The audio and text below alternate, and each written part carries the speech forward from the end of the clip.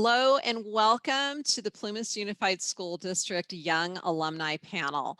We're together tonight to talk to three PUSD graduates who have gone into STEM careers. I'm really excited to have the three of you here so that you can be sharing your experiences with our current students and teachers. So I'm going to be asking you each if you can introduce yourselves and share the top 2 to 3 perks of your career, which means you need to mention what your career is. Okay, so Kendal, I'm going to go ahead and start with you. Hi, I'm Kendal Hicks, and I am an environmental planner with ICF. I graduated from UC Davis in 2014 or in 2018.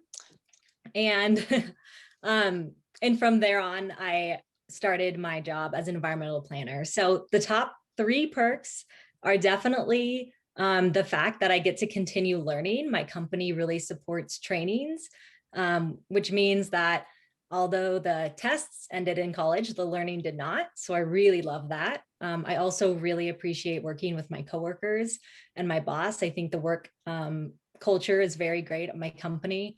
And then the third thing is I get to, like I said, I get to apply what I learned from college. And so while I am learning in my job, I'm using what I learned in college too. So that's Kendal, thank you. That's really good to hear.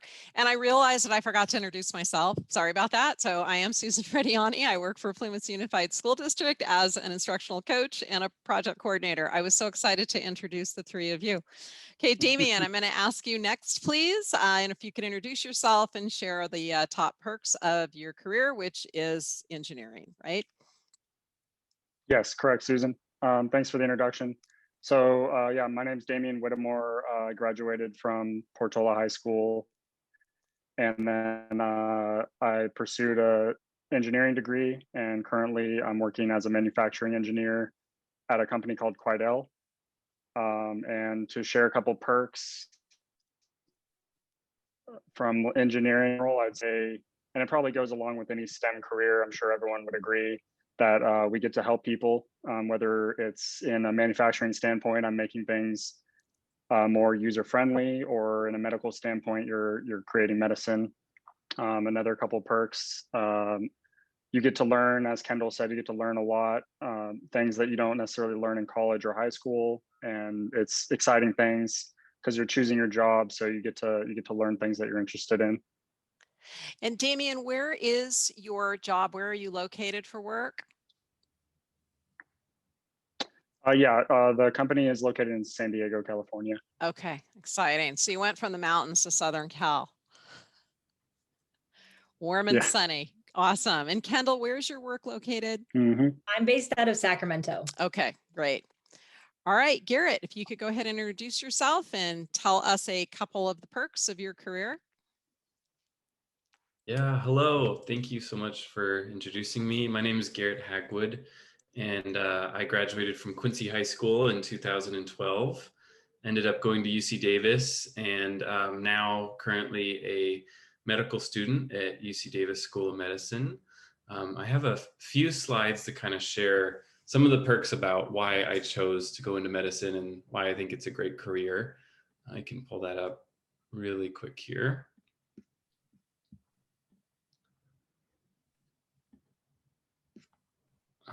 Okay, can you see that all right? Yes. All right. So this is where I currently go to school and in and out of the hospital here at UC Davis in Sacramento. And similar to Damian, one of the things I think I love about STEM careers and about medicine is that we get to help people. In medicine, you get to interact with different patients from all walks of life and all different ages. And I think you get to really walk alongside of them with some of the most challenging and rewarding moments in their lives. And I love that side of it. I also love that in medicine, you can really make your career what you want it to be. As a future physician, I have the options of going into clinical medicine and seeing patients in a kind of office setting. I could go into surgery to help with procedures and complex cases, there's also a lot of research opportunities and a lot of teaching jobs available as well in academic hospitals. And then last was just the quality of life. I think as a physician, you're in truly a lifelong learning kind of environment where you're constantly learning to adapt to new information that's coming out all the time and learning how to provide better care to patients. You get to work with great teams of people, with nurses and nurse practitioners, physician's assistants, all different careers that kind of make medicine work. We get to make a difference in people's lives, which I find can be very, very rewarding. It's emotionally, academically stimulating. I feel like I'm challenged every day in school and in the hospital and in the clinic. Also, we really need a lot of doctors. So right now, pretty much you could find a job anywhere, which is very convenient. So great job security. You won't have a hard time finding a job. And it also pays really well after, of course, a lot of school. So those are definitely some of the things that I like about it and what I'm looking forward to in this career. So Garrett, it said that you can work anywhere. If you had your perfect place you wanted to go, where would it be? Oh man, that's tough. Part of me always thought it'd be really fun to come back and work as a doctor in Quincy, but it might be a little challenging because of my wife's career as a cellist. She kind of needs a little bit more of that city environment to have a career. So maybe somewhere in between Sacramento and Quincy would be the ideal landing spot, I think. So still California. Okay. Yeah. So my next question that I have for you is I'd like you to just sort of think about what your path was to getting to where you are right now. And really, did you have any idea when you were in high school that you wanted to go into these careers? Or, did you find that idea when you were continuing your education? Or kind of wrapped into this question is, did you take time off between continuing to pursue your education or your career? So it's a few questions there that I'm asking, and you can answer any or just part. But I'd love to hear what you're thinking. So Damian, could I hear from you? Sure.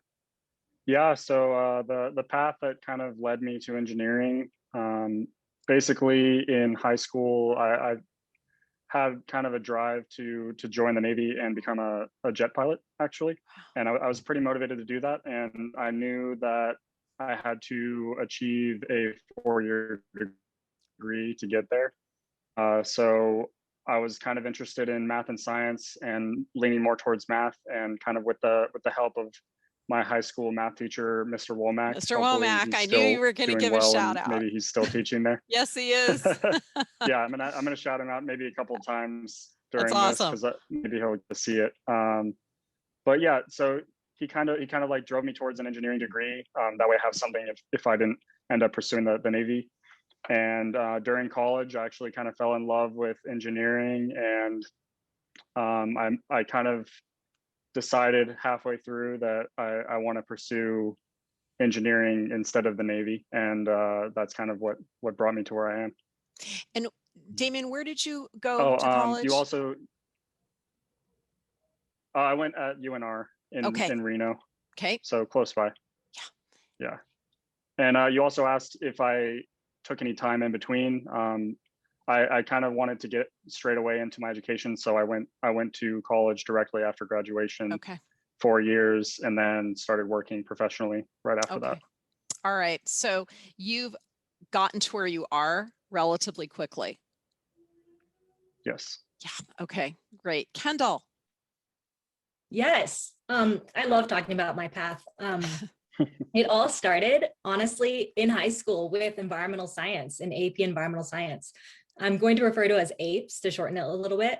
But yeah, I really enjoyed environmental science, APES, and learning from Mr. McMorrow, of course.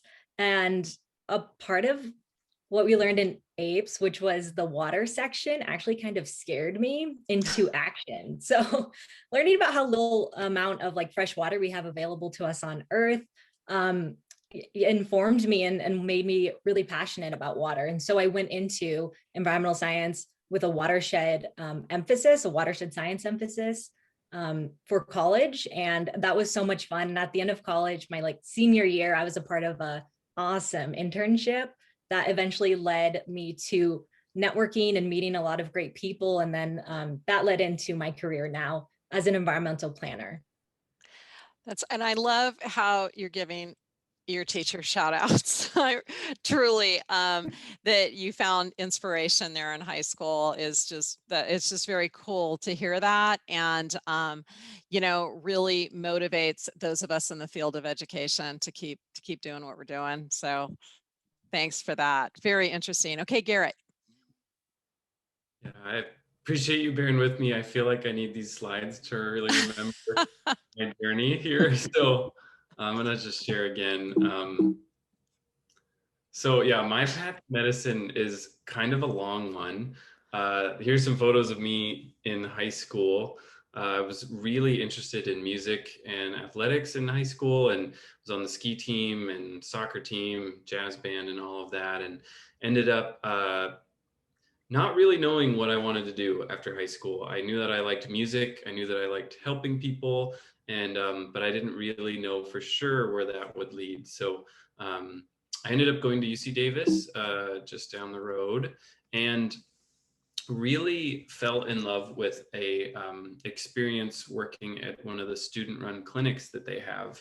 It as part of UC Davis undergrad, and through these clinics, you get an incredible opportunity to have hands-on experience working with patients who are underserved in the community. I worked at Clinica Tapati specifically, which cares for the uninsured and underserved Latinx population in the greater Sacramento region. And that really just kind of sparked this curiosity for me for music, or for medicine, sorry. And then while I was at Davis, I did a lot of music as well, ended up getting my degree in music. I also have a picture of my graduation there. Yeah, and then, Garrett, you just blew my cover. So yes, I didn't mention earlier that yes, this is my son and that is me. So thanks, Garrett, for helping me out tonight. yeah, I thought you would appreciate that, so threw it in. Yeah, so then after I graduated from college, though, I took 4 years off before applying to medical school. Again, just kind of trying to cement my commitment to that career. I moved to Reno for a while and took an EMT class, and ended up then afterwards moving to Seattle and working on an ambulance in downtown Seattle for a year, which was an incredibly challenging but rewarding experience that really cemented that medicine was the direction I wanted to go. I think a lot of that stemmed from, I'll give some teacher shout outs too, from Quincy High School with Mr. Gruner, who retired a while ago, and he was my chemistry teacher at the time, Mr. McMorrow in AP Environmental Science. But then also a lot of my English teachers, history teachers. I feel like just having that curiosity for knowledge and for human interaction, I think really just kind of led me down this path. So after working in Seattle, then I applied to medical school. It's quite a long application process. It took over a year just for the application process alone. So it is kind of a longer route for the STEM careers compared to maybe Damian's experience in engineering. But nonetheless, it's a really fun option too. So that was kind of my path. Garrett, thank you. So I'd like you to take yourselves back to when you were in high school. And I would like you to think about just what type of student you were at the time. And, you know, I just would really like you to, you know, if you were just gung-ho all the time and just really, you know, had really strong work ethic and all that, that's fine. If you flaked now and again with, you know, a particular class or a subject area or whatever, that's fine to say too. But I'd just like you to think about that. You know, what was your work ethic at the time? You've mentioned already some of those impactful classes, maybe ones that you struggled with, and perhaps what you did in terms of you know, persevering, that sort of thing. So if we could just maybe chat about that experience for a couple of minutes. So Kendall, I'm going to start with you on that one. Great. I actually knew I wanted to go to UC Davis from a pretty young age. I'm kind of like a one-track kind of person. So my mom said UC Davis was a good school, and I was like, okay, I'll go there. And so I knew that it was a good school. I knew I had to keep my grades up. I knew I had to get good SAT scores and AP scores. So I was a pretty diligent student. I had a good, strong work ethic and discipline as well, which made it challenging at times. But I also enjoyed my classes. Like, all of my classes I really liked. And so I enjoyed prioritizing a lot of my work and studying for tests. Yeah, that's mainly overall how I was as a student. Okay, thanks, Kendall. Garrett. Yeah, looking back to myself in high school, I don't know if I was an incredibly driven student. I was a hardworking student, and I always just try to do my best. I think that's when I think back, and what I would just try to advise as much as possible is just to try your best and to take advantage of all the fun electives and sports and opportunities that high school has to offer, especially in our smaller school district where you're able to participate in so many different things. So I loved school for the social aspect, being able to be with my friends all the time. Yeah, just participating, and then I think I really struggled academically when I transitioned to college and some of these harder science courses. But I think just some advice I would give for that is to just continue to try hard and not be expect that like failures will happen along the way. But as long as you treat yourself well and learn from it, grow from these mistakes, that's really what I think the mentality that helped me go along this path and get through some pretty hard academic challenges. And I do appreciate having you share too about some of those other activities that you were involved in. So that's nice to know, Kendall. I know you were involved in some things as well. Damian, can you go ahead and share that kind of high school experience for us too? Sure. Yeah, so in high school, I would say like early high school, I wasn't really interested in math or science. I felt like I was more of like a creative student, more on the lines of like English, history. I really enjoyed history. But then once again, I'm gonna bring up Mr. Womack. I got into his first math class with him, and I kind of saw like how interesting math and science can be. And I kind of transitioned from doing better at like the artistic history kind of courses to math and science.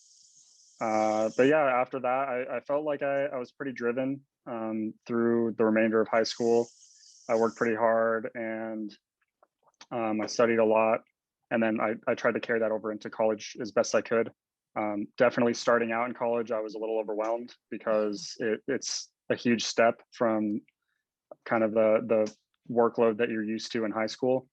You get a lot more on your plate, and there's not like good teachers to kind of help walk you through everything. You have to figure out a lot on your own. So it was hard at first, but I kind of developed a routine and a method that I used through my remaining semesters, and found like a formula that worked for me, and was able to get through it with relative ease. Okay, great. Yeah, just a little aside, we do think that we're going to be having Mr. Womack offering a computer science A class that's going to be new coming up in the next Great. year, we hope. So yeah, so he keeps trying to grow as a teacher too, which is awesome. We're so excited when we get teachers who want to take on those new courses, because it's not easy, it's starting those from scratch. But we really want to give our students the opportunity to experience computer science courses. So yeah, so anyways, all right, and on we go. So I am now curious about to what extent you felt that high school helped to prepare you for the careers you now find yourselves in. So Garrett, I'm going to start with you on that one. Yeah, I think one of the most helpful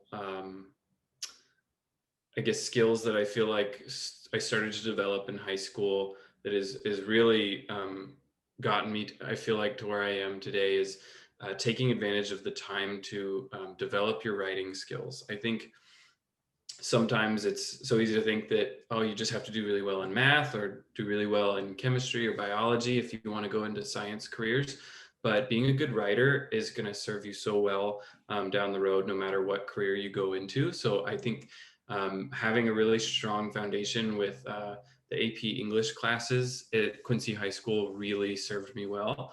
And then I think just, I've spoken to this a little bit before too, but just developing that really energetic curiosity for knowledge. And I think Quincy High really did a wonderful job preparing me for just preparing that love for learning, I think. And I would say, yeah, in addition to that,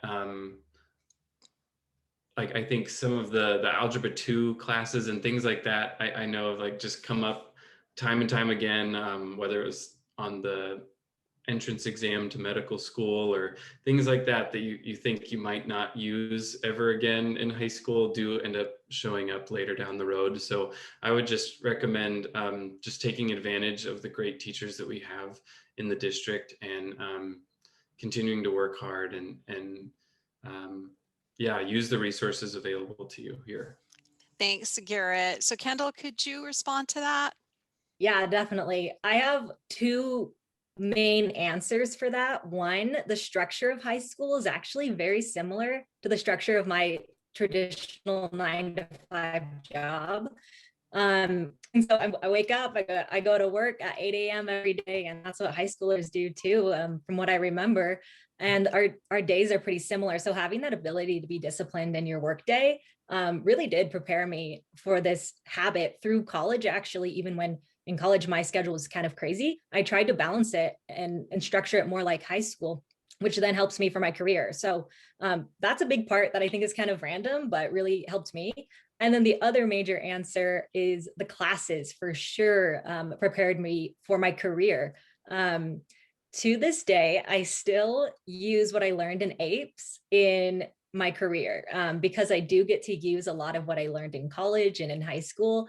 It comes up like every day, and knowing and understanding it is so vital. And the fact that I really learned that back in high school was really helpful in college and then now.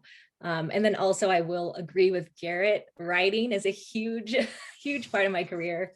I do a lot of like coordination and communication, which is like phone calls and emails, but the rest of it, I would say like 50% of my work is writing things for a client to see. And our clients are usually attorneys and high up senior level people. So being a good writer is very important. Thank you, Kendall. Damian? Yeah, so I kind of have like a different mentality when it comes to like preparedness for the career from high school.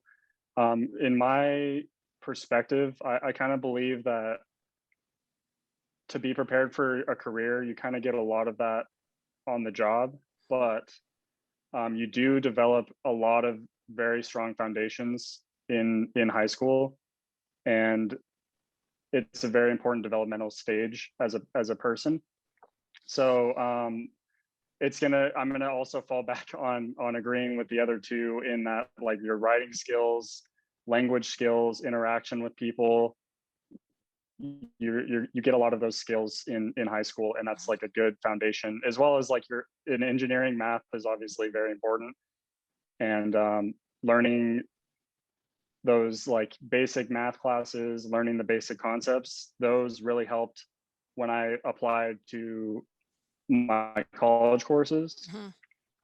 Because you take those basic foundations and you translate them to a more complex scenario in college, and then you learn the actual route to the kind of the direction that you're going in STEM. So for me, engineering, I learned some more complex engineering fundamentals, and then you take that with you, and they're important, and they do help your day to day. But when it comes to preparing for the career, I think that a very large portion of that comes from the job. But without high school, you can't get into college. Without college, you can't get the career. So Mhm. very, very important. You know, as I hear you all respond to this question, and you're talking about, Damian, you said communication, and Garrett Hendel, you talk about the writing and whatnot. It is striking me right now that senior projects class that I know you all, the seniors are always kind of, you know, groaning about having to do that project. But I know from the ones that I have seen, and you were all in that course, right? I'm thinking, Damian, did you have senior Correct. projects also, right? I did. And if we had more time, I'd love to hear what it was that perhaps you all did. But I know that project brings all of that together, you know, the writing and the research. And I have just seen some amazing presentations from high school students who are standing there communicating, you know, for 15 minutes about their project. And it never, ever ceases to impress me how well our students perform on that across the district. I've seen them in all 4 high schools, and it's been a real perk of my job to be able to see those skills develop. So anyways, which is something that sort of struck me there. So I have one last question that we're going to have time for, I think, and that is, what would you say to the high school students that are watching this and not thinking that they have an open path to the field that you are each in? So, you know, they're saying, I don't, you know, I'm not smart enough, or I don't have the money for college, or, you know, the kind of the don'ts, the barriers, in other words, that they're seeing. How would you each address that if any of our audience is thinking that? Damian, I'm going to go ahead and start with you. Sure. Yeah. So my message to students that don't think that they can get into like a STEM career, it is very, very attainable. If you feel even remotely interested in something that regards to STEM, there are programs out there to pay for college. Like for me personally, I got through 4 years of college and I didn't get a single penny from my family at all. I'm all self-sustained.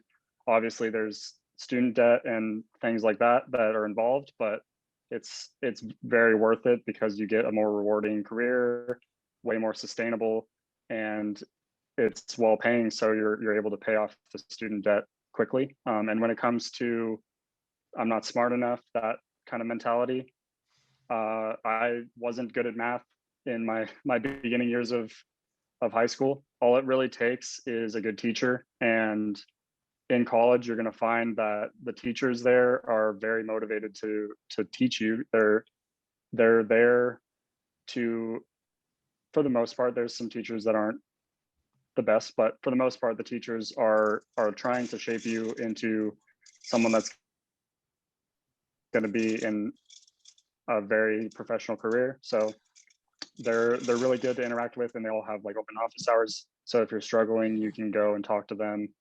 I had several students that were in my courses with me in college that struggled and they were able to do it. It's all about motivation and kind of the drive. It's not necessarily always about intellect. Like you can get through college if you're motivated enough. Yeah, and have that will. Thank you, Damian. Garrett, I'm going to ask you next. Yeah, this is such a great question because I feel like there are a lot of real barriers for folks, especially coming from our communities, to get into some of these STEM careers. But I also do believe strongly, like Damian said, that there are an equal number of wonderful resources to help us get there. Some of the barriers I faced, the cost of school, the academic challenges for sure were huge.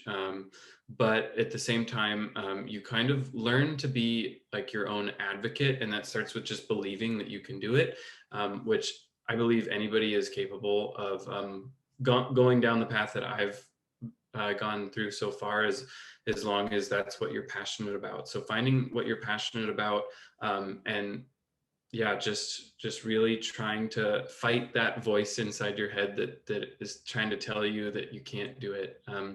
There are resources for college, like going to more affordable schools. I know a lot of fellow medical students at Davis went to junior college, which is a fantastic option. That's a lot more affordable, and I feel like can be a more supportive academic environment sometimes. Part of me really wishes that I would have gone to FRC for 2 years to do a lot of the chemistry classes and things like that. There are incredible tutoring resources for academics, and then in addition with the cost of school, again, I liked what Damian said, that you have to kind of recognize that there is an investment you have to make in yourself. And sometimes that means taking out student loans, but knowing that if you finish, you're going to be able to pay them off and have a really good quality of life. So I would, just encourage people to really believe in themselves, expect bumps along the road, not to be too hard on yourself, and then really just seek out those resources that can help you achieve your goals. Thank you. So Kendall, could you address the barrier question? About a minute, okay? Okay. This was me. I felt like I wasn't really smart enough to go into science in college, but I really was passionate about environmental science. And so that's kind of why I chose environmental science, because it is a little bit of everything. It's a little bit more doable as a STEM career and major. And so I would recommend actually looking into environmental science if you do have some sort of boundary where you want to do STEM, but you're not sure exactly. I would look into that for sure. But then also I think FRC has a program where if you attend for 2 years and graduate from FRC, you get an automatic acceptance to UC Davis. And so I would look into opportunities like that, do a little research. They're definitely out there, as Garrett and Damian have said. I so appreciate you all spending this time with me tonight. I'm honored, I'm humbled, I'm so proud to be part of this district that, from where the three of you have come. And I'm so grateful the shout outs that you made for our teachers, because hearing that part has just really touched my heart. So thank you so much. Again, I'm just very, very grateful that you took the time to spend with us this evening. Thank you for inviting us. Thank you so much. Okay.